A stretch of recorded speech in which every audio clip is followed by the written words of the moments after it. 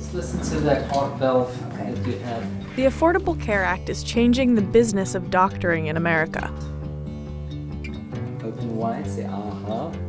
Even physicians who support the law's goal of increasing patient access to care say complying with the ACA is daunting. I was in an interesting dilemma working in private practice. I had a lot of patients.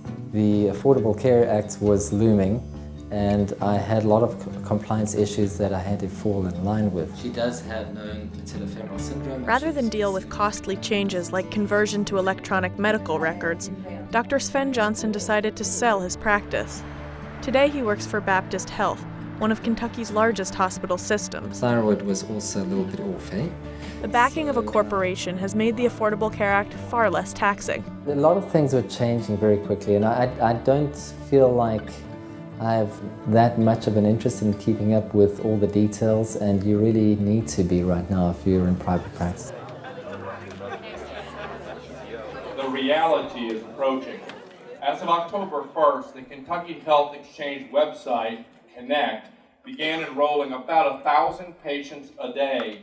Kentucky is the only southern state that set up its own exchange and expanded Medicaid. Within the Affordable Care Act, In mid-December, members of the Greater Louisville Medical Society, many of them independent doctors and their staff, gathered, anxious about the additional requirements of the ACA. For a small practice, is going to be a monumentous task. And I'm wondering if you've got people that are applying for insurance online, if they have any idea what a deductible is or what this has to do and who's explaining it. Dr. Tracy Ragland is on the board of the Medical Society and a private practice family doctor. I think we're in an unknown time.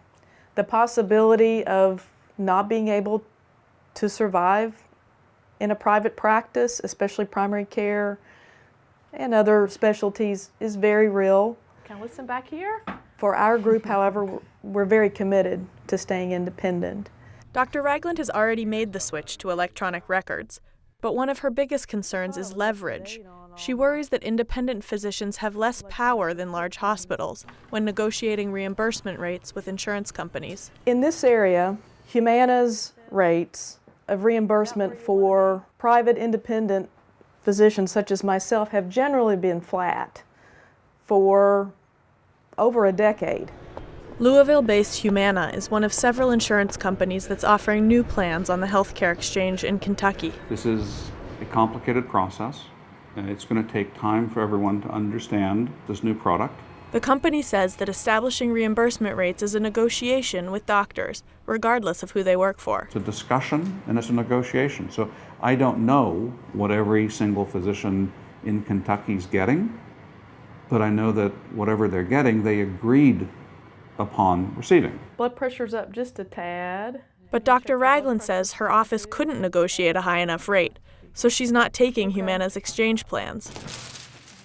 Nor can she afford to see patients who have signed up for Medicaid under the Affordable Care Act. The Medicaid reimbursements, coupled with the administrative burden, is such that we just can't do it. All this means that Dr. Ragland can only afford to see a trickle of patients who are newly insured under the ACA. In contrast, Baptist has informed Dr. Johnson that his office is accepting all exchange plans, including Medicaid. No longer concerned with the details, he's happy to oblige. In private practice, you generally don't have the backing of a large facility that does ancillaries, and costs of running practice these days is very, very high. So, yeah, I think this is just a much saner place for me right now.